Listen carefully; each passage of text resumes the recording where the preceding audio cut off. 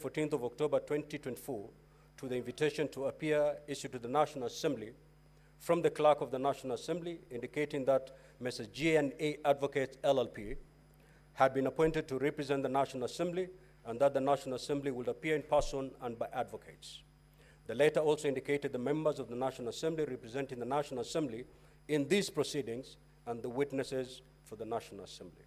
Pursuant to Rule 8 of the Rules of Procedure, when considering the proposed removal from office of the Deputy President in plenary, on Monday, 14th of October 2024, the Clerk of the Senate furnished each party with the documentation filed by the other party in accordance with Rule 6 and 7 of the Rules of Procedure.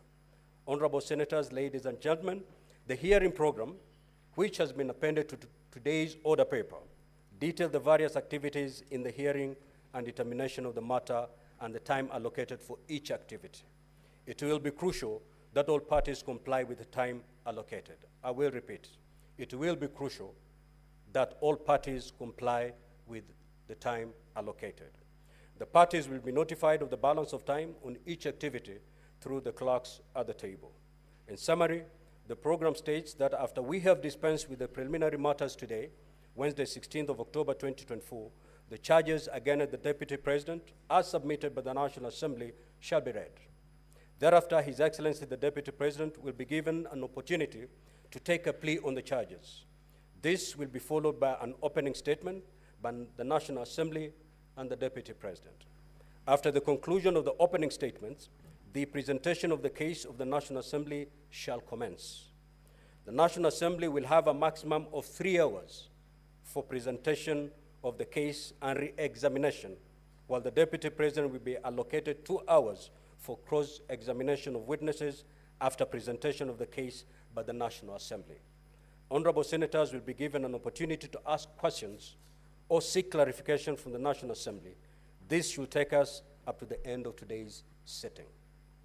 At the sitting scheduled for tomorrow, Thursday, the 17th of October 2024, His Excellency the Deputy President will present his case before the Senate. The Deputy President will have a maximum of 3 hours for presentation of the case and re-examination, while the National Assembly will be allowed 2 hours for cross-examination of witnesses. Honorable Senators will also be given an opportunity to ask questions or seek clarifications from the Deputy President, following which the closing statements by the parties will be made for a period not exceeding 1 hour each. As provided for under Rule 27 of the Rules of Procedure for removal of Deputy President by impeachment, after the closing statements have been made, the hearing shall conclude and the Senate shall proceed into camera session to deliberate on the issues raised. The Senate shall thereafter proceed to debate a special motion prior to voting on each of the charges. At this stage, a supplementary order paper will be issued to facilitate this debate. In accordance with Article 145(7) of the Constitution and Standing Order 788 of the Senate, the voting shall be by all senators. The Deputy President shall cease to hold office if at least 2/3 of all senators vote to uphold any of the impeachment charges. If, however, the vote in the Senate fails to result in the removal of the Deputy President, the Speaker of the Senate shall notify the Speaker of the National Assembly accordingly. Honorable Senators, I now invite Counsel for the National Assembly to introduce the legal team of the National Assembly and the members representing the National Assembly by stating the full name and designation of each person. You may proceed, Counsel.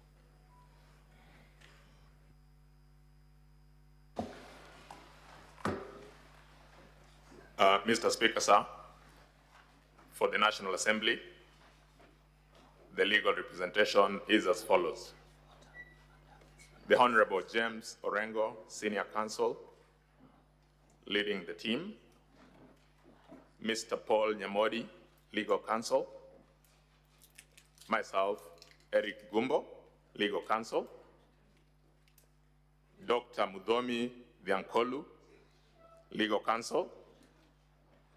Mr. Moses Kipkogei, Legal Counsel. Mr. Peter Wanyama, Legal Counsel. Mr. Ken Meli, Legal Counsel.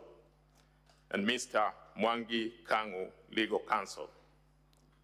Mr. Speaker, sir, this team is further assisted by a team of our younger colleagues, Mr. Alex Bayer, Legal Counsel, Mr. Elias Ouma, Legal Counsel, Mr. Eric Muriuki, Legal Counsel, Mr. Boniface Mawira, Legal Counsel, and Ms. Joanne Geruto, Legal Counsel.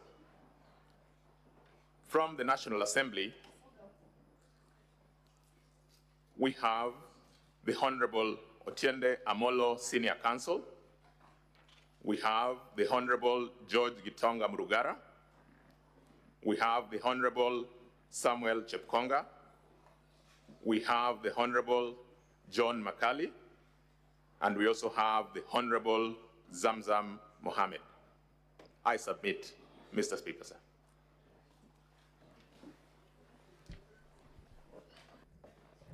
I similarly now invite counsel for His Excellency Rigathi Gachagua, EGH, the Deputy President of the Republic of Kenya, to introduce the legal team representing His Excellency the Deputy President by stating the full name and designation of each person.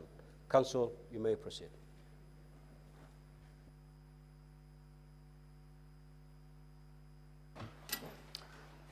Mheshimiwa Speaker, honorable senators, the legal team representing His Excellency the Deputy President of the Republic of Kenya, who is present in this august house, are as follows. Myself, Paul Muite, Elisha Ongoya, Tom Macharia, Soanya Victor Ogeto, Ndego Wanjiro, John Jomo, Faith Waigwa, Amos Kisilu, George Wandati, George Sakiba, Andrew Muge, Eric Naibei, Mrs. Julia Omwamba, and Mr. Willis Echeza. Mheshimiwa Speaker, we will be raising an issue about one of the members of the legal team read out this morning as representing the National Assembly.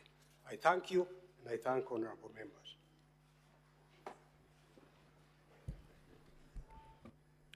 Honorable Senators, ladies and gentlemen, on behalf of the Senate, I welcome the National Assembly and its team, His Excellency Rigathi Gachagua, EGS, the Deputy President of the Republic of Kenya, and his team, members of the public and the media, to the Senate and to these proceedings.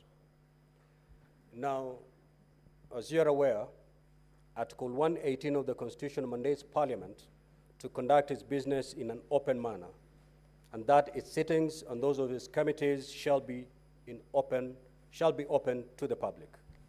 The hearing of the proposed removal from office of the Deputy President pursuant to Article 145 of the Constitution, Standing Order 78, and the second schedule to the standing orders of the Senate is a matter that has generated immense public interest. The Senate, in this particular hearing, has facilitated members of the public who are interested in the proceeding to access its galleries. However, I draw the attention of the members of public who are seated in the galleries to Rule 28 of the Speaker's rules, which state as follows. Visitors in the galleries shall remain seated, shall not applaud, comment audibly, make signs, eat, sleep, read books, newspapers, or other material except the order paper for the day, or create any disturbance. I request the members of public to observe the aforesaid rule. Any member of the public who contravenes the Speaker's rule will be inviting stern action against them, which includes expulsion from the precincts of Parliament. The office of the Clerk of the Senate is directed to ensure compliance with the Speaker's rules. Honorable Senators, ladies and gentlemen, finally, I now invite the Clerk to read the particulars of the allegations against His Excellency Rigathi Gachagua, EGH, the Deputy President of the Republic of Kenya. Clerk, you may proceed.